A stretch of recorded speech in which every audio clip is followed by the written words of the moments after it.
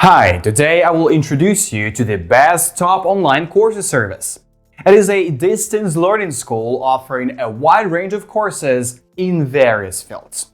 In this short video, I'm going to tell you 5 very useful secrets that few people know about, but which make it truly the best in the category of the best online courses. Don't forget to like and watch our other videos. Let's not waste time and get started.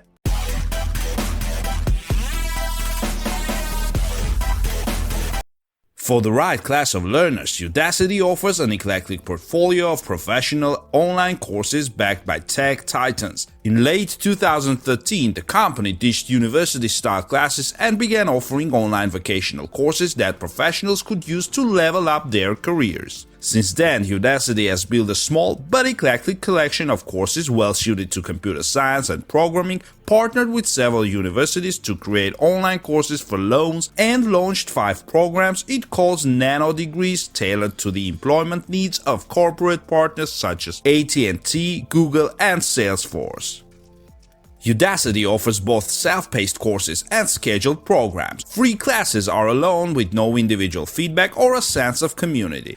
Paid offerings include standardized testimonials for Udacity coaches as well as verified graduation certification. Given the youth of these programs, it is too early to say whether these advances will impact potential employers. Calling Udacity classes online courses is somewhat misleading. Udacity courses have online education features, including discussion forums, machine evaluations, and of course, video micro lectures. However, unlike the online course at my home institution, Udacity is open to anyone interested in the course, which means broad participation. Moreover, if I take a course developed by AT&T for their potential employees, it is unclear if these credentials would be useful, for example, for Twitter's HR department. You can browse the Udacity catalog of courses by category, skill level, and sponsor.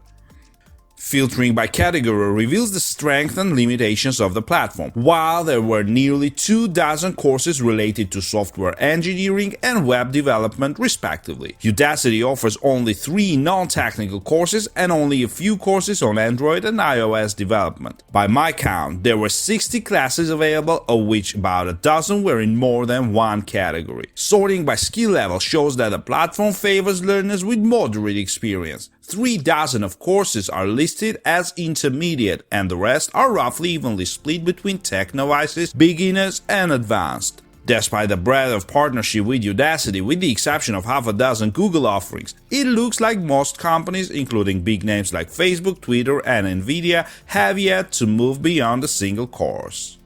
I started by auditing the beginner's introduction to the design of everyday things. I chose this course because it would allow me to evaluate a free non-sponsored course. The course design is minimalistic. You cycle through YouTube micro lectures using the navigation bar at the top of the screen or simply using the previous or next buttons. Udacity includes an autoplay feature so users can lecture. Although the lectures themselves were too short for my liking, the production value was higher than other online courses I have reviewed, with visual aids and excellent audio quality.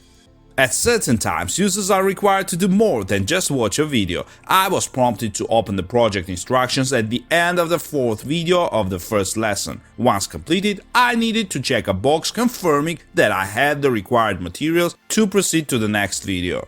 Most of the class relies on a code of honor. Whether you want to fulfill the requirements is up to you.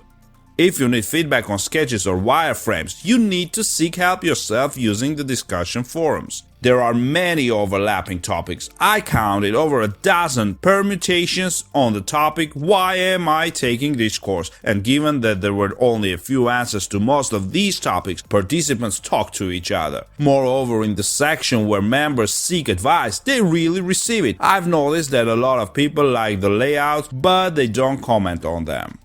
This is more of a concern when it comes to the final project, which is the user interface for something called a time bank. The most popular thread, "Share your final time bank UI document here," had 174 replies, some of which did not include images for rating. To put this number in perspective, the most active thread had a response rate of less than 0.003%, of course. Most of the projects were not commented at all, and most often the participants simply loved each other's work. If you need more than access to course content, Udacity offers two types of subscriptions: courses and nano degrees. It's not a problem for me. Nano degrees cost about the same per month as individual course enrollment, include access to related courses, allow you to connect with other classmates, and are more meaningful accreditation from what I can tell. I say more meaningful because they are more intense and companies have helped develop programs focused on the skills they want from potential employees. Degree programs start at set times, but students may take as long as they need to complete the program. This means that if you are a fast learner, you could complete the program in less time to save money. In my conversations with Udacity, reps highlighted that nano degrees enable workers to accumulate new skills and empowerment to level up their careers. However, nano degree programs usually enroll about 1,000 students. If these 100 internships were to go to one group, that would represent a 10% employment rate. However, there are several sessions per year, so the competition for these hundreds of internships was probably much higher. Also, and not for the internship that I worked my full time on, but I suspect that most Udacity students would not find the internship the perfect way to level up their careers. Finally, given that the more than 300 AT&T managers are registered with nano degrees, it is unclear if nano degree will help a non-AT&T employee get the coveted position.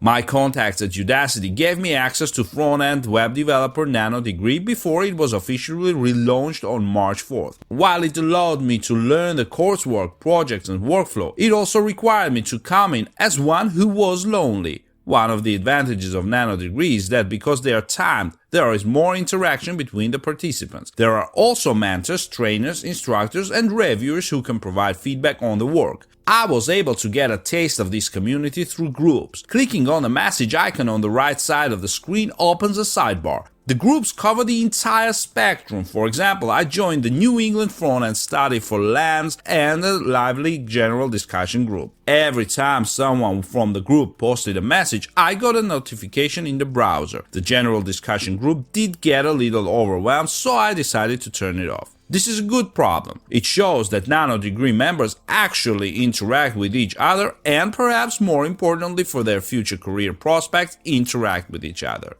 Front-end web developer nano degree includes a series of micro lectures as well as 6 projects evaluated by the coaching staff. The projects are not entirely self-paced, but they are forgiving enough that if you miss the deadline, you simply switch to a different group of students. As with courses, you navigate through the elements through the portal. Class materials and discussions are easily accessible from the left-aligned sidebar. Compared to the introductory design course I tested, nano degree projects are more complex and time-consuming. For example, for the 5th project, participants must develop a neighborhood map application, including features such as highlighted locations, third-party data, and alternative data viewers. To complete the project, contributors must download the framework, write code, and add functionality through third-party APIs. Some participants already know how to do this, others will need help. Fortunately, Udacity includes access to related courses such as JavaScript design patterns and an introduction to Ajax in the project. Finally, each project includes standards for how your project will be judged. Once completed, contributors can upload projects as a zip file or via a link to their GitHub account.